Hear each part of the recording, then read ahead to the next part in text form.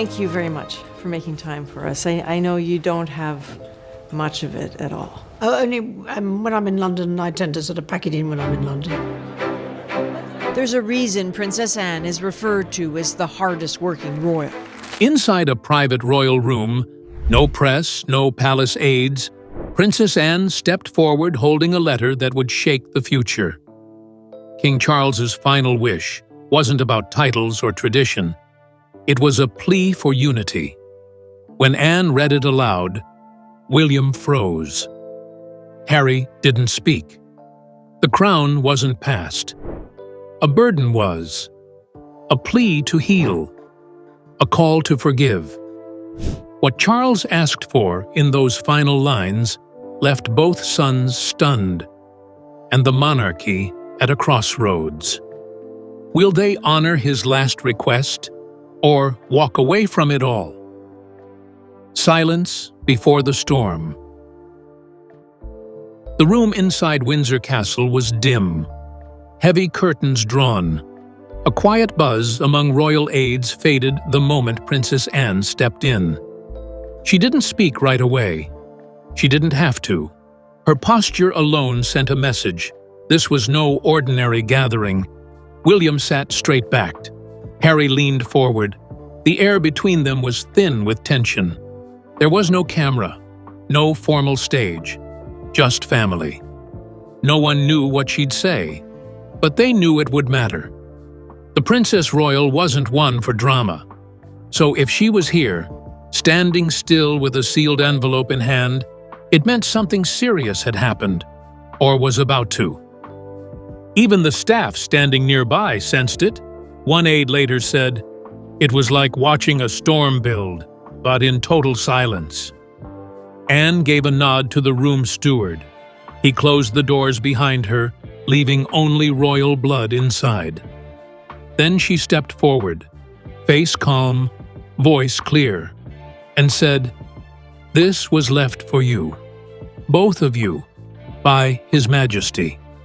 He asked me to deliver it personally, today." William's eyes didn't move. Harry blinked just once. It wasn't just a message. It was a final request. King Charles's last personal plea to his sons. And in that moment, you could feel it. Something bigger than protocol was happening. Something deeply human. "It wasn't loud," said a palace source, "but it hit like thunder." And when Anne opened her mouth to read, she didn't speak like a royal. She spoke like a sister, chosen for her steadiness, trusted above all others. Because this wasn't about press statements. This was about a king's final truth, and the one person he trusted to speak it. The voice Charles chose. Princess Anne has always been known for her no-nonsense approach. No drama, no fluff, just action. So when King Charles needed someone to carry his most personal message, he didn't choose an aide. He didn't choose Camilla. He chose Anne, his sister, his most loyal confidant. Anne stood between the brothers, voice low but unwavering. Charles didn't want this read by staff. He didn't want it leaked. He wanted you both to hear it, together. The way she spoke cut through the air. Everyone in the room knew this wasn't about hierarchy anymore. It was about family, legacy, and maybe forgiveness. Charles didn't ask Anne because of tradition. He asked her because she was the only one who could stand between two wounded sons and still be trusted by both. Even Harry, long distant from palace life, looked at her not with suspicion, but with stillness. This was Anne, and Anne didn't lie. She unfolded the letter slowly and began reading. Her voice didn't shake, but the message did. "My sons," it began, "there is no crown worth more than our unity." Every word felt like a heartbeat. This wasn't a command. It was a confession. A father reaching for his sons before time ran out. She spoke with the gravity of a funeral, one witness said, but the hope of a new beginning. But this wasn't just a goodbye. The letter went deeper. Charles didn't just want peace. He laid out a vision. And what came next wasn't about thrones or titles. It was about healing. About the one thing this family had lost, and maybe, just maybe, could still recover. The king's final wish revealed. Charles's message wasn't formal. It wasn't polished. It was raw, honest.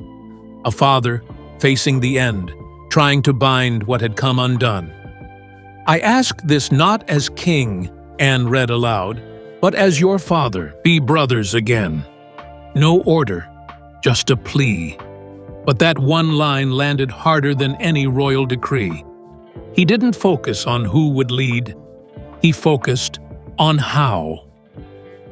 Charles asked William not to simply succeed him, but to do so alongside reconciliation. "Heal what has been broken," the letter read.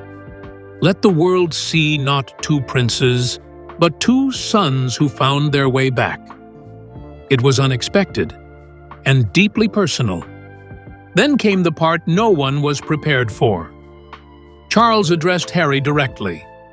"You were never outside my love, and though you walked a different path, I never let go of you. I only ask, will you meet your brother at the crossroads?" The silence in the room was heavy.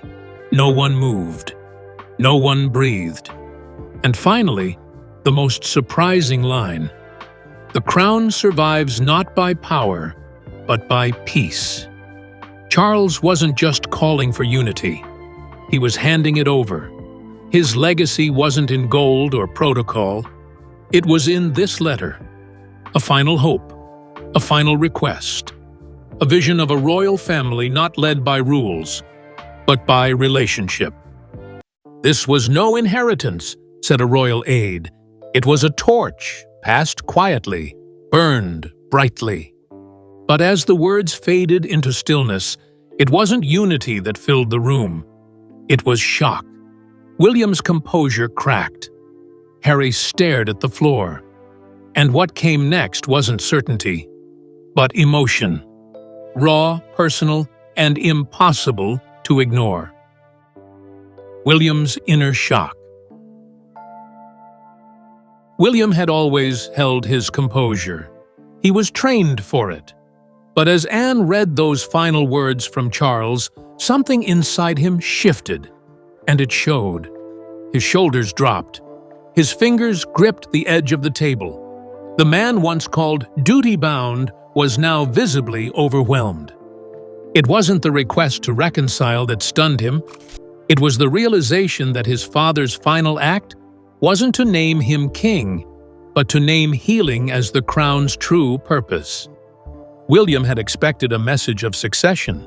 Instead, he received a mandate for compassion, and it left him speechless. For years, he'd seen Harry as a problem to manage, a chapter closed. But now, the message was clear. Reopening that chapter was not a weakness. It was a responsibility, and it wasn't optional.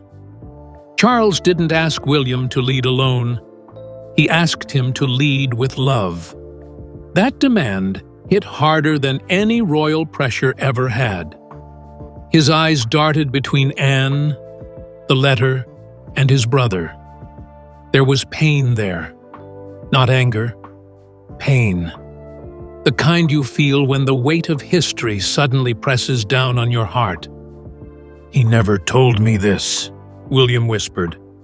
"Not once." His voice cracked, not from doubt, but from deep personal conflict. "He's a future king," a staffer later said, but in that moment, he was just a son.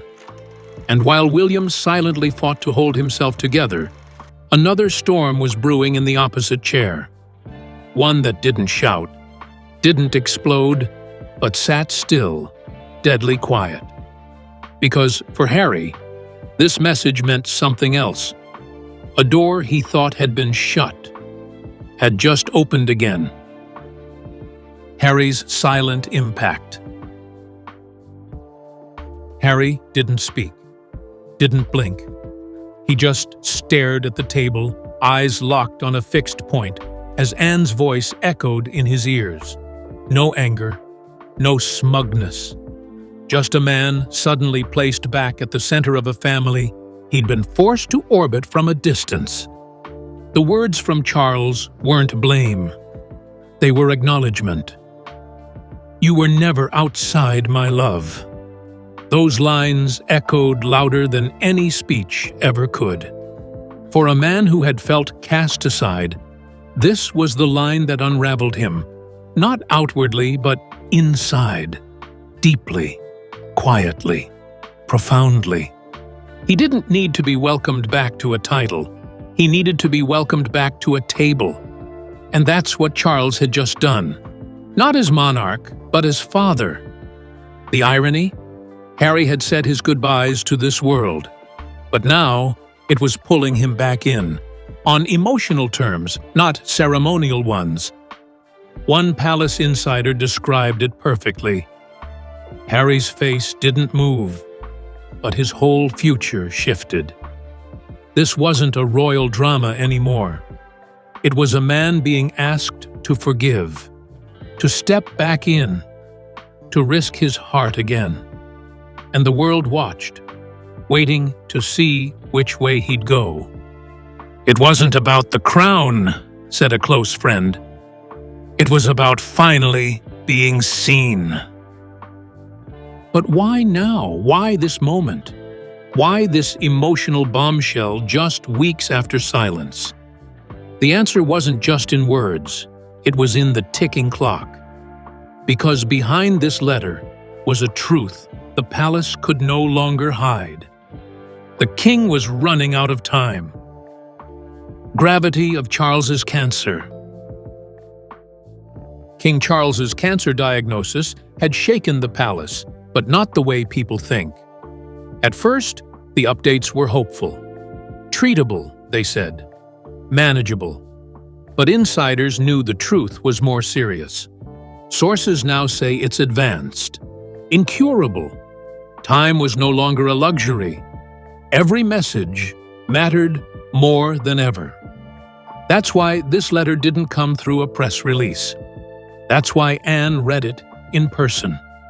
Charles wanted his final wishes heard while they still had weight. Before decisions were made in boardrooms, before advisors rewrote his legacy.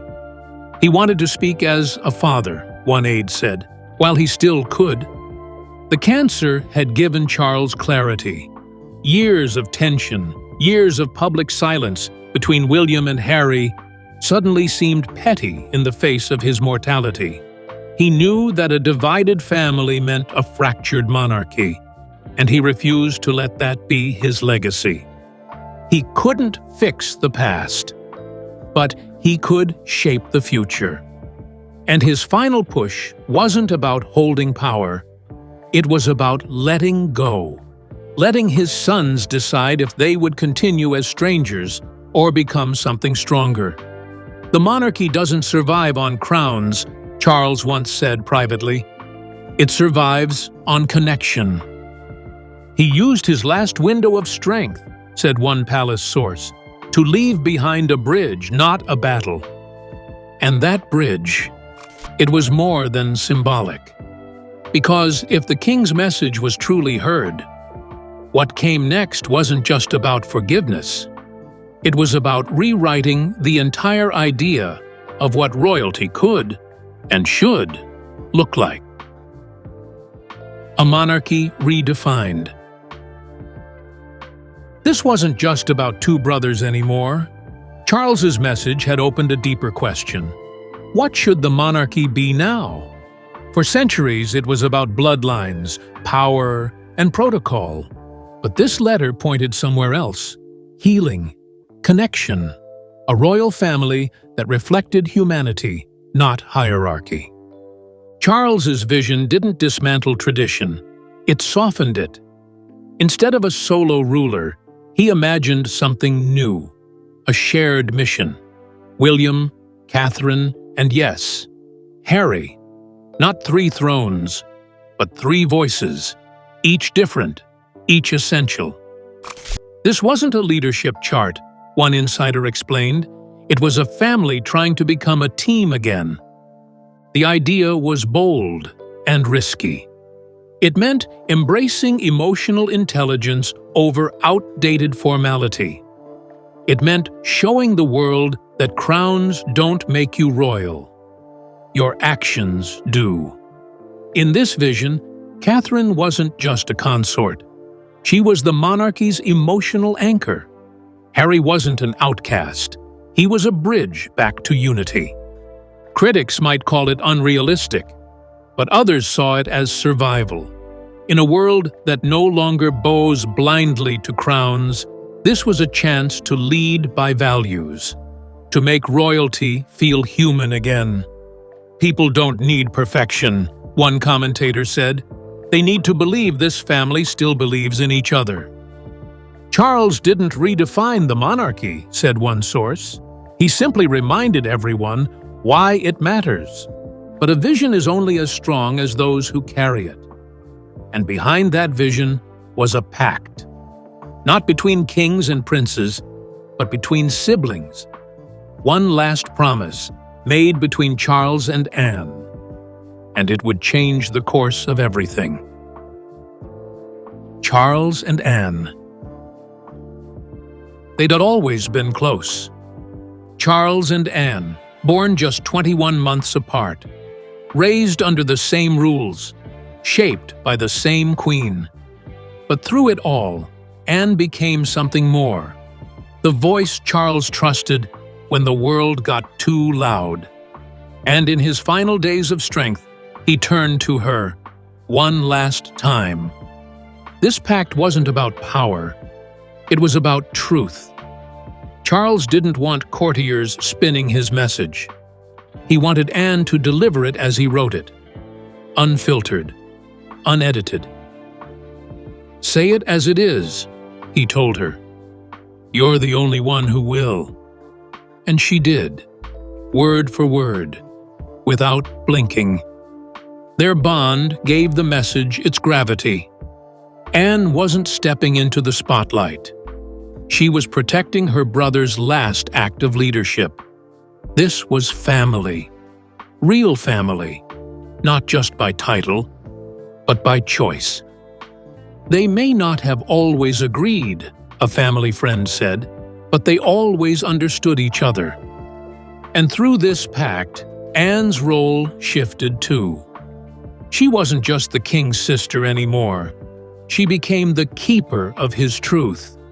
The one who could hold the line if the brothers hesitated, if Catherine needed strength, if the institution faltered.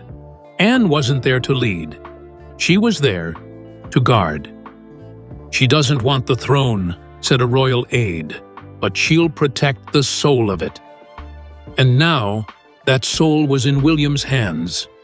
The crown wasn't on his head yet, but the responsibility had already landed. And what he did next would either open the door to reconciliation or quietly slam it shut forever. William's new responsibility. William had always known he'd become king one day, but what he hadn't expected was this, becoming the glue, the mediator, the man asked not just to lead, but to heal. The pressure wasn't ceremonial anymore. It was personal, emotional, and immediate. Charles's message had placed reconciliation directly in William's hands, and that was heavy. He wasn't just inheriting a throne, he was inheriting unfinished pain. If he ignored it, he risked dividing the family permanently. But if he embraced it, he had to face everything he'd avoided for years. The fights, the silence, the loss. Royal advisors were already whispering. Some urged him to keep focus. "You're the heir. Let the past lie," one senior aide said. But others pushed back. "The public won't forget this letter," said another. "If you don't move toward Harry now, they'll see it as a rejection of the king's final wish." And so, William stood at a crossroads. His future wasn't just about being king anymore. It was about proving he could lead with humility. Could he step past pride? Could he be the brother before being the heir? Could he rebuild what history had cracked? This moment could crown him, a former staffer said, or quietly break him. And while William wrestled with legacy, all eyes shifted again to the brother he'd left behind. Because Harry now held a decision just as critical. Would he step back in, or let the door close forever? Harry's position in the royal future. Harry had been in this position before, caught between two worlds. But this time was different. This wasn't about interviews or headlines. This was about a letter from his father, read aloud in front of his brother. And for the first time in years, Harry wasn't being cut out. He was being invited back in, but not with conditions, not with deals, with heart, with honesty. Charles didn't offer titles or roles. He offered love and a seat at the table. "You were never outside my love," the letter said. Those words echoed louder than any palace announcement ever could. Still, the path wasn't easy. Harry had built a life outside. He had a wife, children, and a rhythm far from the royal machine. Returning, even in part, meant stepping into the very structure he'd once escaped. "It's not about going back," one friend said. "It's about deciding if he's ready to go forward with them." Within the palace, eyes watched. Some were skeptical, others hopeful. But most knew the truth. Harry's next move would either heal the family or finalize the fracture. He wasn't banished. He wasn't forgotten. But the window was small, and once closed, it might never open again. "He's not a spare in this story anymore," said a royal aide. "He's a hinge. Everything turns on him." And while the brothers sat in silence, sorting through past and future, one presence in the room remained still, strong, and quietly central. Catherine. She didn't speak. She didn't interrupt. But somehow, her influence was louder than anyone's. Catherine's silent strength. Catherine didn't cry. She didn't flinch. She didn't need to. Her power was in her presence, unmoving, unshaken. William reached for her hand midway through the reading, and she didn't let go. In that moment, it was clear. She wasn't beside him. She was holding him up. For years, she had carried her role with grace. Calm in chaos. Strong in scandal. Never chasing the crown. Just carrying the weight. And now, everyone saw it. Charles had already recognized it privately. A quiet strength, not just in public smiles, but in moments like this. Moments that defined futures. Courtiers spoke differently after that day. "Catherine is more than royal," one said.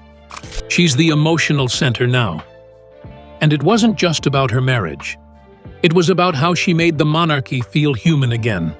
Relatable, grounded, real. And though she said little, her presence that day said everything. She wasn't pushing anyone. She wasn't pulling strings. But the Queen's legacy, the King's final plea, the future of two brothers, it was all held together by her quiet resilience. That was her power, and the family knew it. "She isn't just William's wife," a palace insider said. "She's the monarchy's compass now." But while Catherine steadied the moment, the outside world began reacting. The palace press team braced for impact, unsure which narrative would catch fire first, redemption or rupture. royal strategy, and public response. The news didn't take long to spread. Leaks, whispers, and reports from inside sources hit the media within hours. The public had questions and opinions. Was the royal family healing or simply scrambling? Headlines split in two: monarchy mended versus too little, too late.